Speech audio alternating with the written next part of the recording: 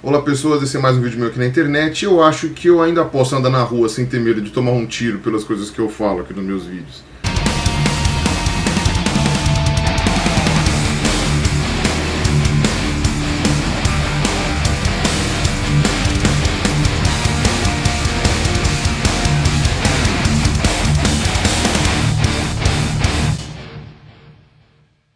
Pois é, pessoal, achei que ia ser uma hora boa para discutir alguns pontos com relação a essa questão do desarmamento, mas eu já vou logo de cara falando uma coisa para quem veio aqui nesse vídeo ávido por algum tipo de conclusão ou de resposta clara, óbvia e bastante pragmática. Eu não vou chegar a conclusão nenhuma aqui com esse vídeo, tá? Eu não sei se eu sou a favor ou contra o porte de armas ou a posse de armas, enfim, né? Eu vou deixar isso mais claro no final do vídeo, mas eu quis fazer esse vídeo aqui mais para discutir alguns argumentos que eu vejo que as pessoas estão discutindo e que não fazem sentido para mim, tá? Eu fui atrás de algumas informações e esses argumentos não fazem sentido. Eu vou tentar demonstrar isso para vocês, vou tentar ver se isso daí fica claro para vocês, mas como eu falei, isso não é conclusão alguma, são apenas reflexões que eu vou fazer aqui sobre a questão do desarmamento, porque eu vejo a galera usando justificativas muito ruins a meu ver, e a pesquisa que eu fiz só comprovou o quão ruim eram essas justificativas. E geralmente o churume começa a ficar pior quando tem algum massacre, geralmente lá nos Estados Unidos, né, quando alguém resolve atirar, feito um louco, no meio de uma escola, num cinema,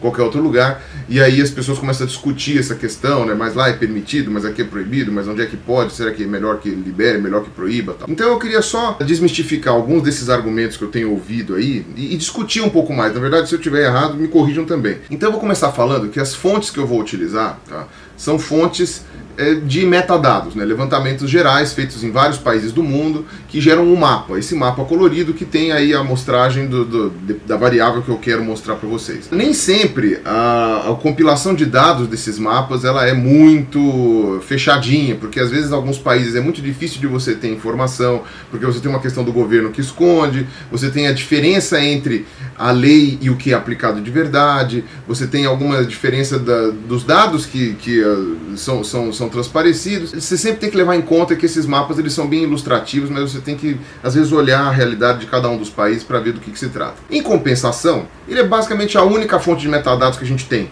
tá? Se a gente não pegar os dados da ONU, da Unesco, etc, tal, a gente não vai conseguir fazer nenhum tipo de avaliação, porque a gente praticamente só tem isso para fazer, a menos que você tenha tempo para ficar procurando país por país e fazendo o seu próprio mapa. Isso não é uma coisa simples. Então, ao mesmo tempo que a gente tem que olhar quais são os critérios usados para cada uma dessas pesquisas que eu vou mostrar, quais são os critérios usados em cada um dos mapas, pelo menos é um ponto de partida para a gente conseguir elaborar alguma coisa, para a gente conseguir ver o que funciona ou não e o que está melhor ou o que não está. Vocês vão ver aqui dois mapas que eu vou mostrar aqui. Um deles, que é esse daí que é de 2008 a 2010, tá? Ele está um pouco desatualizado e vocês vão ver os pontos de desatualização que eu corri atrás para os exemplos que eu vou dar aqui no meu vídeo. Esse mapa ele divide os países do mundo de acordo com o tipo de política de liberação das armas. A gente tem que levar em conta vários quesitos aqui, né? Então, por exemplo, os países com o azul mais clarinho, né? Os brancos são os que não têm dados, mas os de azul mais clarinho são aqueles que têm a legislação mais permissiva para que a população tenha arma. Disparado de todos, o que tem a legislação mais permissiva é os Estados Unidos. Isso daí não tem o que questionar, porque é praticamente o único país do mundo em que você pode comprar legalmente armas sem requerer uma licença antes, sem precisar de nenhum tipo de licença antes, absolutamente nada. Você vai numa loja, do mesmo jeito que você vai na padaria comprar um pãozinho, ou que você vai no mercado comprar café, você vai numa loja de armas e compra um rifle, compra uma pistola, sei lá, qualquer coisa assim. Tá? Então os Estados Unidos é o extremo da liberdade nesse sentido, né, do que diz respeito às armas, né, tá até na Constituição tal, dos Estados Unidos. Mas os outros países que estão aqui em azul clarinho no mapa têm legislações que são consideradas brandas, tá? Em que apesar de não ser tão oba-oba quanto é nos Estados Unidos, né, você consegue comprar uma arma e não é tão difícil assim para você conseguir essa licença. Ainda que existam restrições, por exemplo, para o tipo de arma que você quer comprar, ainda que existam restrições para o porte de armas na rua, né, então como você pode transportar essas armas, etc. Um exemplo que eu quero citar aqui é a Suécia. A Suécia é um país em que você tem uma liberdade muito grande para comprar armas, não há limite de arma por habitantes, pelo que eu entendi, tá? Eu vou deixar os links aí embaixo para vocês verem. Ainda que para você transportar armas por aí no meio da rua, você precisa justificar por que você está andando com aquela arma lá, e ela tem que estar sempre descarregada, ela tem que estar com, sabe, você tem que ter alguma proteção para ela, talvez esteja dentro de uma capa, alguma coisa assim, uma caixa, sabe, para não causar acidentes. Um outro exemplo é o Paquistão também, que é bastante permissivo, e um outro que eu vou querer falar aqui também, que eu vou usar como exemplo, é a Tanzânia. A Tanzânia é um país do sudeste da África, que até o ano passado era um país bastante bastante liberal no que diz respeito à política de armas. Então eu vou deixar linkado aqui embaixo a legislação de 1991, que valia na Tanzânia, até o ano passado, se não me engano, ou até 2011, alguma coisa assim, que era realmente bastante permissiva, né? Que o cidadão podia comprar armas, podia fazer não sei o quê, só tinha uma limitação, obviamente, para armamento militar, né? Para armas de grande poder de fogo, essas coisas assim. Mas até porque na Tanzânia você tem caça, você tem essa coisa assim, que também tem na Suécia, né? Então a questão da caça acaba fazendo sempre com que liberem mais as armas. Na Suécia eles caçam rena, eles caçam esses cervídeos grandes. Aí na Tanzânia fazem safari, enfim, você tem essa coisa também. Outro país que é bastante permissivo no porte de armas, vocês podem ver aí, a Nova Zelândia. E agora eu vou falar sobre a outra categoria aqui desse mapa aqui, que são os países que estão aí no azul mais ou menos aí, né? O azul que não é nem tão claro nem tão escuro aí, né? Um azul anil mais ou menos. Seriam aqueles que eles chamam de que tem uma lei moderada no que diz respeito ao porte de armas, tá? Então tem aí o Brasil, a Argentina, o Canadá, a Rússia, a Austrália. Então são países bem díspares, né? Podemos dizer assim. Aqui, quando a gente chega nesse nível aqui do azul mais ou menos, eu percebi que fica uma coisa muito nebulosa, tá? Você tem países que têm algumas restrições muito mais severas e mais brandas, tá? E você também tem essa questão da aplicabilidade no país, certo? Então, por exemplo, no Brasil, as pessoas podem questionar que, apesar da gente ter uma lei permissiva, ela é difícil de ser aplicada, porque você tem, obviamente, a permissão de poder ter armas legalmente em casa, mas para você conseguir essa permissão é um parto, ninguém libera, tal, é sempre uma coisa complicada. Tá? Então, eu não vou discutir isso daqui aqui, porque não faz diferença para a conclusão que eu vou chegar no final do vídeo, tá? Se você quiser deixar o Brasil como uma outra categoria, tá? Eu já vou explicar depois. Mas, usualmente, a gente pode colocar aí, então, que o Canadá, a Austrália, a Rússia, etc e tal, a África do Sul também, né? E a Argentina têm políticas moderadas. Isso significa que você pode ter armas, mas que a penalidade por usar as armas de forma irregular são mais pesadas e que você tem uma certa restrição maior do tipo de arma que você pode usar, e, obviamente, um limite de armas que você pode comprar e de como que é a licença para conseguir isso daí, mesmo que seja para você ter ela em casa ou que seja para você ter ela por algum motivo pessoal, né, por proteção, essas coisas. Cada país tem uma legislação diferente, mas por N detalhes o pessoal aqui preferiu colocar como leis moderadas, em que você tem uma restrição ao controle de armas, mas não é impossível para você conseguir uma arma. E no outro extremo, a gente tem os países que estão marcados aqui em azul bem escuro, em que você pode citar como exemplos notáveis aqui, que eu vou fazer questão de citar o México, que até que tem uma legislação que eu acredito que ele esteja bem na borda entre o moderado e o restritivo, porque você pode ter armas no México, também tem que passar por uma série de legislações e tal, tem que ser arma de baixo calibre, tem que manter só na sua casa, mas você tem essa permissão de ter armas, né? Passando, por exemplo, pelo Quênia, em que você também tem a permissão de ter armas, mas aí ao contrário, você pode ter shotgun, né? Você pode ter armas de longo alcance para matar bicho, né? Para fazer safari, mas você não pode ter pistolas em casa. Se você tiver alguma arma de menor calibre, você tem que ter uma série de papelada que você nunca vai conseguir, né? No Quênia. Uganda também, super restritivo. Você tem a Alemanha, que tem um sistema de armas também que é considerado muito restritivo, é considerado muito difícil para você conseguir uma arma na Alemanha, apesar de muitos alemães terem arma. Você tem a Indonésia e o Japão, que também tem aí políticas bastante restritivas ao porte de arma, né, e ao uso delas por pessoas civis. E tem a China, que é o exemplo extremo. A China é o oposto dos Estados Unidos. Aparentemente a Coreia do Norte é o mesmo exemplo, eles seguem a mesma política. É terminantemente proibido você ter armas na China. Você obviamente pode ter ilegalmente, mas as penalidades para você ter uma arma ilegal são altíssimas,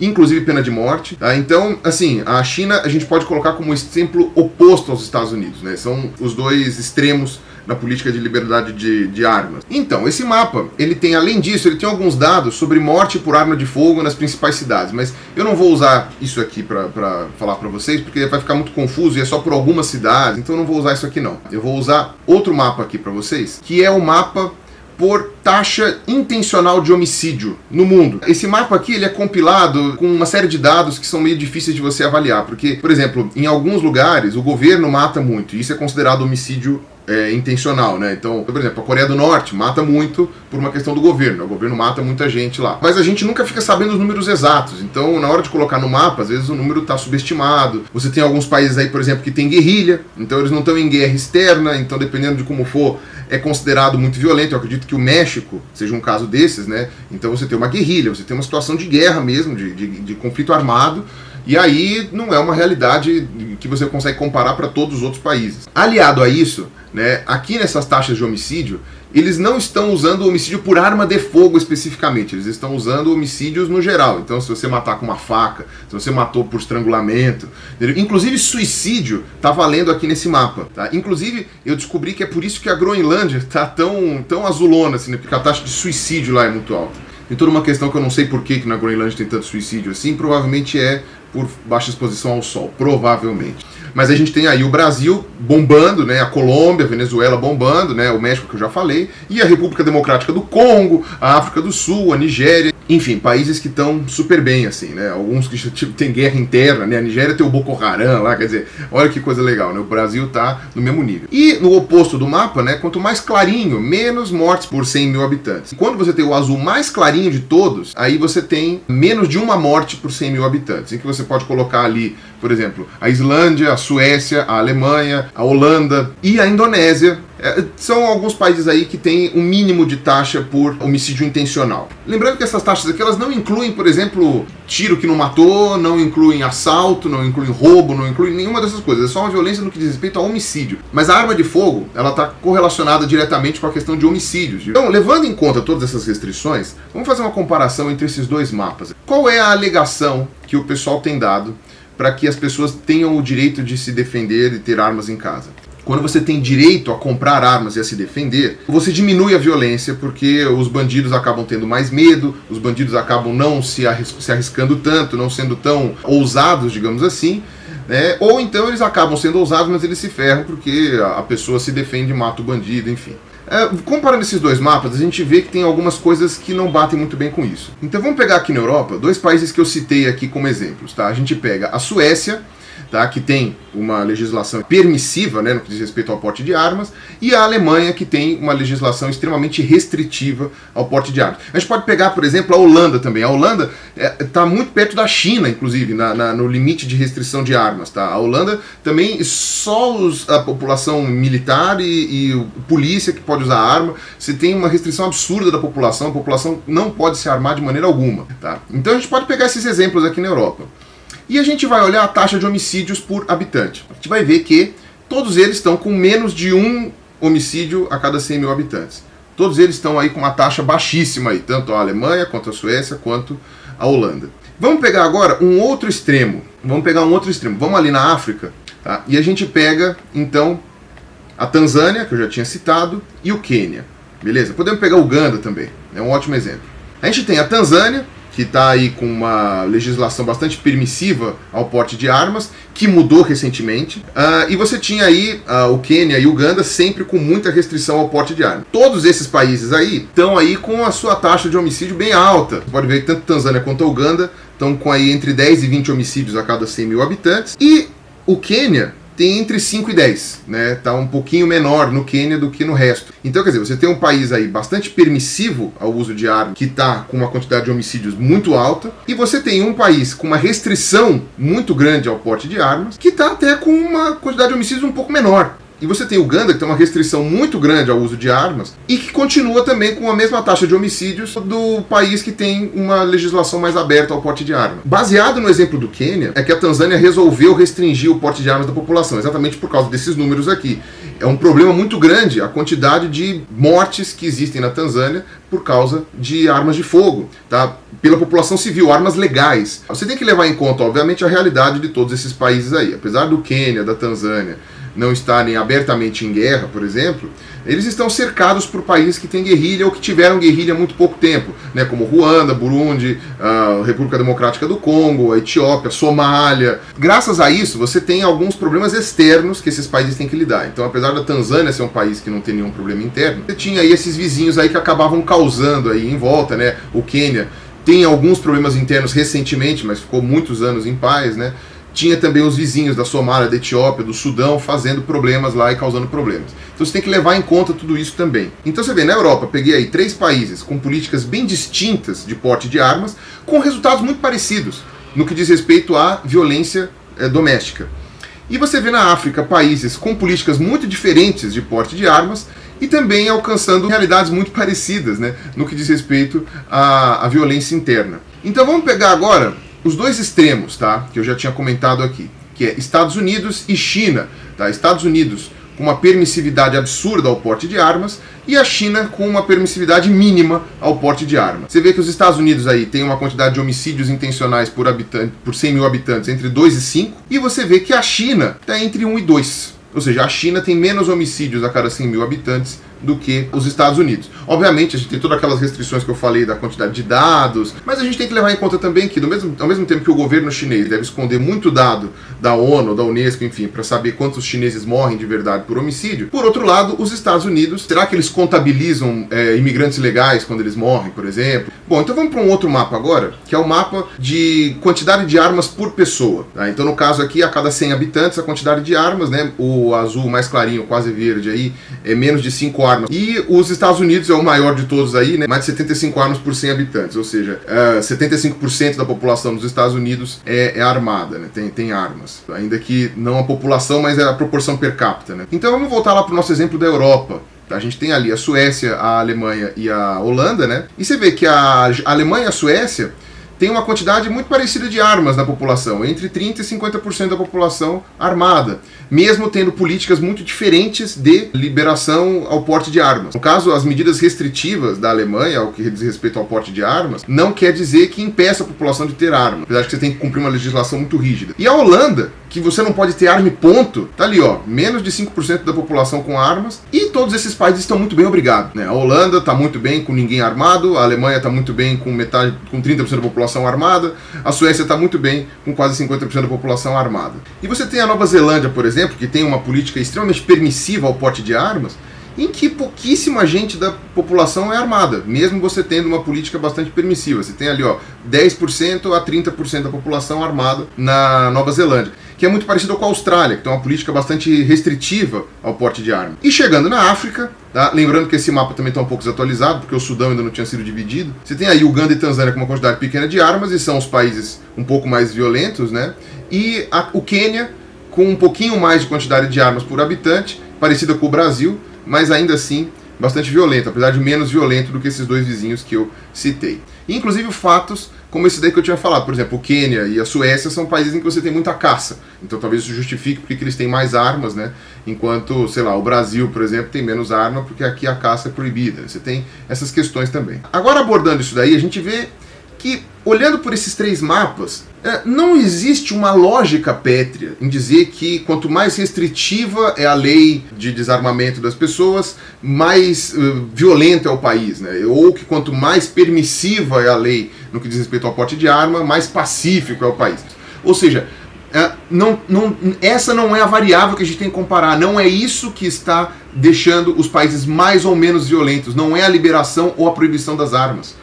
E se for, não é apenas isso, você tem outros fatores envolvidos no que diz respeito a isso. Não é uma coisa tipo mágica, que você fala, oh, meu Deus, agora estamos melhor. Então vamos dar uma olhada aqui em outros critérios, tá? Pra gente ver que também tem outras coisas para serem levadas em conta. Vamos ver aqui o mapa de IDH, tá? O mapa do IDH, né, o Índice de Desenvolvimento Humano, também calculado pelo Unesco, tal, pela ONU. Dados aqui de 2014, tá? Então são dados razoavelmente atualizados. Em que você vê aí que os países com maior IDH estão aí, ó, Estados Unidos e Canadá, Alemanha, Noruega, Holanda, Austrália, Nova Zelândia. E você chega no Brasil, que está ali com o índice de desenvolvimento, vai no meio do caminho, que é o verdinho quase ficando amarelo. E os países da África, quase todos, né, do centro da África ali, já estão para a tonalidade do vermelho, ou seja, com o IDH muito baixo, muito ruim. Inclusive Uganda e Tanzânia muito parecida. E o Quênia é um pouquinho melhor, tá, no que diz respeito a desenvolvimento humano. Então vamos fazer o seguinte, vamos pegar esse mapa do IDH que eu mostrei agora e vamos compará-lo com o mapa dos homicídios intencionais no mundo. E olha que interessante, pegando aqueles países de exemplo que eu dei para vocês, a Europa extremamente pacífica em geral, tirando alguns lugares muito peculiares, né? Você tem a Europa bastante pacífica e a Europa tem um IDH muito alto. Você vê que a América do Norte tem um IDH alto e talvez isso justifique os baixos índices de criminalidade. Na verdade, os Estados Unidos são uma exceção, e eu já vou falar sobre isso. E você vê na América do Sul, por exemplo, o Brasil tem um IDH até razoável e ele é muito violento para o IDH que ele apresenta. O México também, tá? Principalmente por causa da guerra às drogas. A Colômbia também, né? Bastante violenta para o IDH que apresenta. Então, quer dizer, só o IDH também não é a variável, né? Não basta só você liberar ou proibir as armas e ter um IDH alto ou baixo. E a gente coloca aqui na África. Exatamente os países, desses 3 países que eu peguei de exemplo, né, Uganda, Tanzânia e Quênia, você vê que o Quênia está um pouquinho melhor, ele é um pouquinho menos violento no que diz respeito a homicídios intencionais, e Uganda e Tanzânia são um pouquinho mais violentos e tem o IDH um pouco menor, tá? Um pouco pior, um pouco piorado. E Austrália e Nova Zelândia, né, estão lá no primeiríssimo mundo, tal, super desenvolvidos. Tem outros mapas de violência, tá, gente? É porque eu quis mostrar só o de homicídio, porque ele tá mais atualizado, tá, dos que eu achei aqui. Então vamos pegar aqui um mapa de desigualdade econômica, tá? Ou seja, qual a diferença maior entre pobres e ricos, né? Os países que têm uma diferença maior. Estados Unidos e China estão ali pau a pau no índice de desigualdade econômica. O que é bastante surpreendente até, eu achei que a China ia estar mais homogênea, até pelo fato de eles serem um país comunista ainda, né? Apesar de serem economicamente mais capitalistas, eles ainda têm uma questão muito forte lá do comunismo. Vê aí que está mais no meio do caminho ali, né? Porque vai de 0 a 1, né, a medida, né? Então, quanto mais perto do 0, menor a desigualdade econômica, quanto mais perto do 1, maior a desigualdade econômica. Então aí você vê, Estados Unidos e China estão no 0,4, 0,435%, está quase na metade ali. Então, talvez isso explique por que dentre os países desenvolvidos, na verdade, se você for ver dentre os países desenvolvidos aqui desse mapa, Austrália, Nova Zelândia, Europa, Canadá, etc., você vê que os Estados Unidos é o país mais desigual de todos eles. É o país com maior desigualdade econômica que existe no mundo desenvolvido. Talvez seja por isso que os Estados Unidos são um pouco mais violentos. Tá? Não porque eles têm uma permissividade maior de armas ou menor de armas, mas porque você tem uma desigualdade econômica muito grande nos Estados Unidos. Tá? Então você compara de novo com a Suécia, em que uma galera tem arma, não chega ao nível dos Estados Unidos, mas uma galera tem arma. Um índice de desigualdade econômica minúscula. Tá? A Alemanha e a Holanda, o índice de desigualdade é um pouquinho pior. Tá? Você vê que a Holanda está ali péssimo perto da Suécia, né? Tá parecido com o Canadá, né? Que vergonha. De buenas, né? Tá todo mundo muito bem ali, ó. Você está aí com índice de desigualdade econômica aqui abaixo dos 0,34, 0,30, né? Nessa escala que eles colocaram aqui. Quando você chega aqui na América do Sul, você vê o Brasil, né? Com índice de desigualdade econômica muito grande, né? Mas isso também não justifica tudo, porque você vê que o Paraguai, apesar de ser um país mais desigual, ele é menos violento que o Brasil. E voltando para os nossos paizinhos da África ali, você vê ali, ó, uma desigualdade econômica muito feia, né? Você vê que a Tanzânia tem uma desigualdade parecida com o Brasil, e Uganda e o Quênia um pouquinho menos, né? Estão um pouquinho melhor que a gente, mas também não muito. Então a gente pode ver aí que talvez, se você comparar com esses dados de desigualdade econômica, isso demonstre uma justificativa de por que alguns países são mais violentos e outros não, a despeito de suas políticas de liberdade de porte e posse de armas. E aí se você compara aqui, o último mapa que eu vou mostrar para vocês, que é o mapa de pobreza. Tá? Então também ele pode explicar bastante coisa, né? Então você vê aí que a Austrália, Nova Zelândia, Estados Unidos, Canadá e a Europa praticamente não tem pobreza. Você tem aí o país com menos de 2% de pobres, o que não quer dizer baixa desigualdade econômica. Então você pega, por exemplo, o Chile, aí, que tem uma porcentagem de pobreza muito baixa, mas tem uma desigualdade econômica muito alta. Tá? Ou seja, tem menos pessoas vivendo na miséria, né, na pobreza, mas ainda assim você tem uma desigualdade econômica muito grande. Então a gente pode ver aí também que isso explica muita coisa. Então, por exemplo, o Brasil tem entre 6% a 20% de pessoas pobres, né, vivendo na pobreza, junto com a Colômbia. No Quênia, você tem um país entre 6% e 20% da população pobre. Uganda, 41% a 60% da população pobre. Tanzânia, de 60% a 80% da população muito pobre. Tá? Então, eu não estou querendo chegar a nenhuma conclusão aqui, mas mostrando para vocês esses mapas todos, você pode ver que isso daqui é uma questão multifatorial. Você tem vários fatores que provavelmente estão influenciando na questão da violência ou da pacificidade, né, do quão pacífico é um país. É muito ingênuo você dizer que liberando todas as armas um país vai ficar pacífico, se você não estiver levando em conta outros fatores como a pobreza, desigualdade econômica, índice de desenvolvimento humano, né, qualidade de vida. Se você não levar em conta todos esses fatores, liberar as armas ou proibir as armas não é uma solução mágica. Você vê que no Brasil as armas são proibidas, você tem um índice de violência altíssimo, e você tem alguns países em que as armas são proibidas e que o índice de violência é baixo. E você tem países extremamente pacíficos em que as armas são proibidas e países extremamente pacíficos em que as armas são liberadas. Não é essa a variável que a gente precisa levar em conta, não é a liberação ou a proibição das armas. Elas podem ter alguma diferença, é óbvio que podem. Inclusive, como eu falei, talvez a quantidade de armas por habitante, etc. Mas isso daí tem muito mais fatores em jogo. Ao mesmo tempo que o Quênia tem um pouquinho mais de arma por habitante e ele é um pouquinho mais pacífico, você vê que ele também tem um pouquinho menos de desigualdade econômica, tá? Tem um pouquinho menos de pobreza e também você tem uma política mais restritiva de posse de armas. Tá? Então, quer dizer, às vezes, para a realidade do Quênia, você limitar a quantidade de armas é que ajude o país a ser um pouquinho menos violento. Eu não sei, entendeu? Você tem que ver cada caso como um caso. Como o Brasil é um país muito desigual e ele já é muito violento, sabe, mesmo com as armas sendo razoavelmente proibidas, eu acho que liberar as armas sem você diminuir desigualdade social, aumentar a qualidade de vida da população, aumentar, sei lá, liberdade econômica, etc., não vão fazer com que a violência diminua, muito pelo contrário, entende? Por isso que é uma coisa muito complicada você ficar comparando essas coisas. Tá vendo? Nos Estados Unidos você tem arma liberada e mata todo mundo, que absurdo, não sei o quê. Ou o discurso oposto, né? Nos Estados Unidos você tem arma liberada e é muito mais seguro que o Brasil, que tem arma proibida, porque a gente precisa ter liberação das armas e tal. Então eu vejo que essa discussão é uma discussão inócua. As pessoas estão discutindo sobre coisas que elas já querem defender o ponto que elas já acreditavam. No que diz respeito ao Brasil, agora dando a minha opinião, tá? Tenho algumas opiniões controversas, alguns argumentos controversos no que diz respeito a porte e posse de armas, tá? Pela população em geral. Bom, para começar, a população rural tem que ter liberdade para ter pelo menos arma em casa. Ponto. Isso daí eu acho que é ponto pacífico, tá? Por mais que seja muito raro de acontecer, ainda mais porque é um animal que está quase extinto e tal, um ataque de uma onça é muito grave, é uma coisa muito, muito complicada, você precisa ter como se defender, você não vai se defender de uma onça na faca. Não tem cobertura policial, ainda que a polícia fosse extremamente eficiente, extremamente bem paga, extremamente bem equipada. Numa zona rural aconteceu um crime em determinada fazenda, você está a 2 horas de distância da polícia, então eu acredito que a zona rural precisa ter armas sim, e vão ter alguns malucos que vão atirar na mulher, vão atirar nos filhos, vão matar vizinho.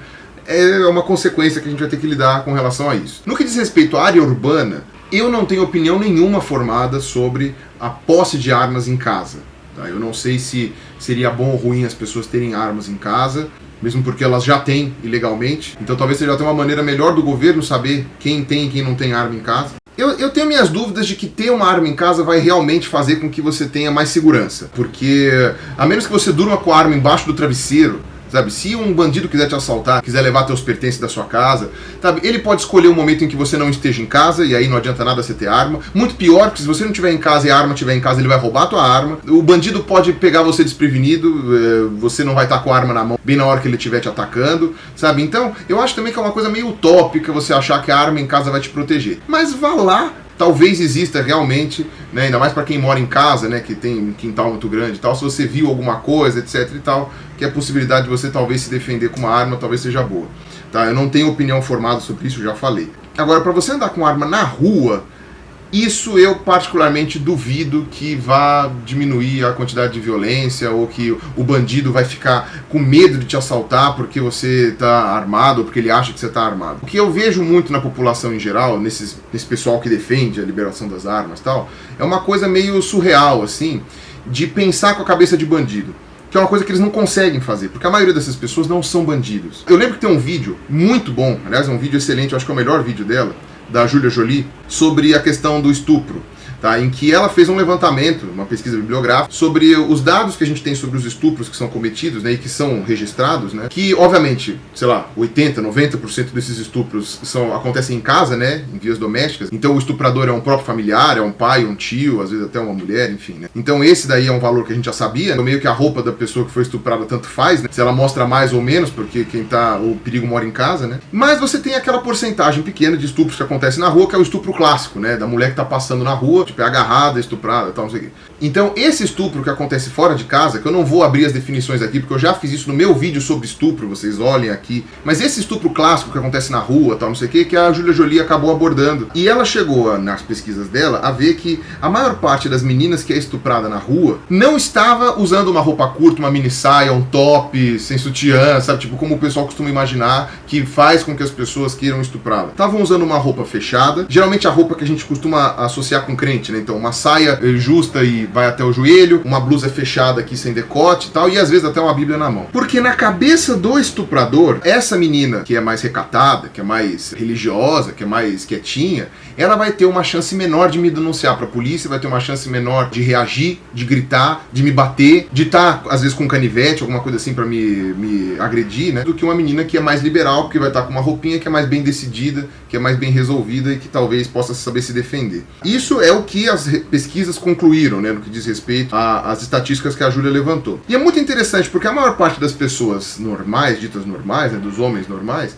não chega a essa conclusão, inclusive os que fazem as leis, porque eles não são estupradores. E isso é que é o mais interessante, eles não são estupradores de rua, eles não são criminosos que vão estar na rua esperando para assaltar uma menina para estuprar ela. Então quando eu vejo as pessoas falando do porte de arma, dizendo o bandido vai ter medo de me assaltar porque eu vou estar armado, então ele não vai querer brigar comigo, isso é uma lógica que funciona com não assaltantes. Essa lógica funciona com não bandidos. Você não tem cabeça de bandido para entender o que o bandido vai preferir fazer ou não. Eu acredito, talvez, que se eu fosse um bandido, seria até o oposto. Se eu soubesse que o cara tem a possibilidade de estar armado, eu já atirava antes.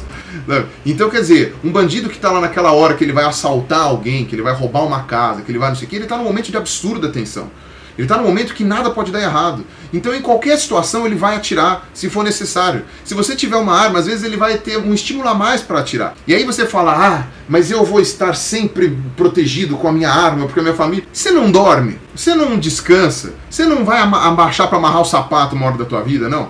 Sabe, a gente não está o tempo inteiro a postos. Sabe, a gente não é, sabe, o Van Damme, o Steven Seagal, que está sempre prestando atenção em tudo, que ouve a mosca atrás da orelha e pega. Sabe, a gente não é assim. Sabe, uma hora você vai se desviar a atenção porque você vai olhar no celular, porque alguém te chamou, porque você foi amarrar o cadarço. Sabe, uma hora você vai estar marcando toca. E o bandido não. O bandido, ele está invisível a você, né? Porque essa é a vantagem do bandido, ele tá te vendo, você não tá vendo ele. E ele vai te atacar não na hora que você estiver alerta olhando pra cara dele, ele vai te atacar na hora que você não estiver percebendo, na hora que você estiver vacilando. E uma hora você vai vacilar, entendeu? Então você pode estar com uma arma na mão, ou você pode estar com uma arma na cintura, o bandido já te mata logo de cara e ainda rouba a tua arma. Existe a chance de você reagir? Existe. A gente ouve uma série de casos de policiais, por exemplo, que estão a paisana, e os policiais têm permissão para andar com armas, que vão tentar reagir a assalto, e você tem aí uma proporção, sei lá, de meio a meio aí. Tem metade que consegue se defender do assaltante, matar o assaltante, não sei o quê, e tem outros que tomam um tiro na cabeça e morrem. E provavelmente assim, a mesma proporção de pessoas desarmadas que reagem a assaltos. Porque aí o cara que sabe lutar uma arte marcial muito bem, então que consegue se defender, não necessariamente ele precisa estar armado. Sabe? Então eu acredito que é muito ingênuo você achar que o bandido vai deixar de te assaltar, ou vai ser menos agressivo, ou vai ser mais cauteloso se você estiver armado. Na verdade, talvez isso funcione se o bandido não estiver armado com uma arma de fogo. Se ele estiver armado com uma faca, um canivete, um caco de vidro, etc.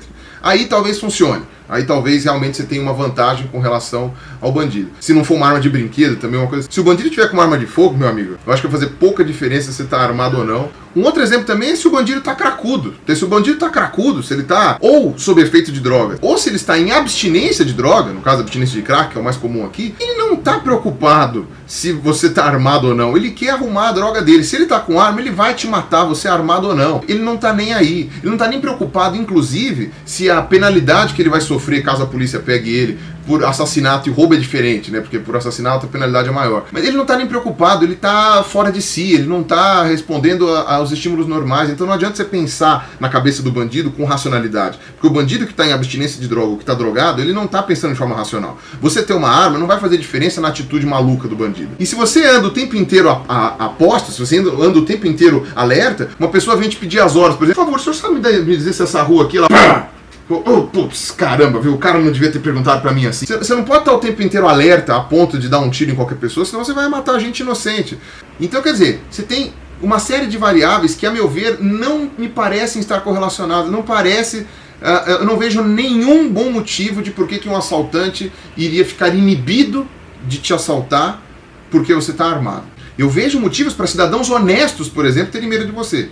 Essas pessoas eu acredito que talvez fiquem inibidas de você ter uma arma. E além de que você fica uma pessoa perigosa, esse é que é o problema, as pessoas são instáveis. Ainda que você tenha uma questão psicológica que tem que passar, porque o que acontece nos Estados Unidos é uma loucura, tá? Aquilo lá é fora de cogitação, né? Qualquer pessoa com doença mental, qualquer pessoa que é instável emocionalmente pode pegar uma arma, comprar e sair matando todo mundo. Se você fosse liberar as armas, teria que ser regulamentado, óbvio, teria que ter uma licença, teria que passar por um teste psicológico, teria que fazer um teste de tiro, né? Você também não pega uma arma e sai atirando, né? Se você nunca fez isso na vida. Eu acredito que o povo brasileiro ele é muito desequilibrado, sabe? Eu já vi várias brigas de trânsito. Eu moro aqui na frente da avenida, vocês estão vendo pela barulheira que faz aqui. A quantidade de briga de trânsito que eu já vi, que se eles estivessem armados teria dado merda, mas assim, é extraordinária. Porque o brasileiro não raciocina, sabe? Ele é uma pessoa muito polida, muito educada, não sei o que. Ele entra no carro, vira um demônio, sabe? Não tá preocupada com nada. Bateram no meu carro é mais importante, vou acabar com a vida desse maldito. E eu já vi gente tirando a arma na hora de briga de trânsito, por exemplo, ficar ameaçando, tal, com arma, não sei o que, sabe? Essa pessoa é um babaca, ela é um bandido travestido de cidadão honesto, sabe? A pessoa que faz isso, que puxa a arma numa briga de trânsito, é uma pessoa tão desequilibrada que ela não deveria nem ter carteira de motorista e nem porte de arma. Briga de boteco, você vê briga de boteco, cara bêbado. Imagina um cara bêbado, os caras estão armados, os caras matavam todo mundo, era uma chacina. Se a gente já tem uma agressividade muito grande no brasileiro, mesmo sem arma de fogo, então, por exemplo, sei lá, no Nordeste, o pessoal se mata com faca, em briga de faca, mata com taco de bilhar. E aí não precisa nem ir só no Nordeste, daí vai em tudo quanto é lugar do Brasil, né? Imagina com arma de fogo, todo mundo com arma de fogo liberado pra ter, sabe? Eu não acredito que isso fosse diminuir a violência, tá? Eu acho que isso daí ia ou manter do jeito que está, ia ficar igual, tá? Que aliás é uma possibilidade bastante grande, ou ia até piorar a violência, né, no que diz respeito a homicídios, né? Uma vez que eu estou falando de homicídios e não de mutilações, de amputações, essas coisas assim que também acontecem, né? Mas se a pessoa não morreu, ela não entra na estatística, né? Não basta liberar as armas, aí você entra naquelas estatísticas dos mapas que eu estava mostrando. Você precisa corrigir uma série de coisas no Brasil antes de você conseguir dar para a população o direito de poder se armar até os dentes e fazer o que quiser. Então, se fosse para liberar as armas, eu liberaria talvez a posse de arma em casa e não o porte de arma na rua. Mas para isso, obviamente, precisaria ter fiscalização e todas essas coisas assim. Então, eu não tenho opinião formada, como eu falei. Esse vídeo aqui não foi um vídeo para concluir nada, foi um vídeo para discutir ideias. Mas eu acredito que eu tenha dado aqui um recado interessante, talvez pelo menos dado alguns argumentos para que mais pessoas possam tomar posições contra ou a favor. Tem muita variável envolvida nisso que eu não consegui abordar aqui para vocês, mas eu acho que valeu a pena aí o recado, talvez dê aí uma boa discussão para vocês. Se eu comi alguma bola, vocês me corrijam aqui nos comentários. Se eu mandei bem, vocês me elogiem, tá? E eu agradeço a paciência de vocês, um abraço e falou!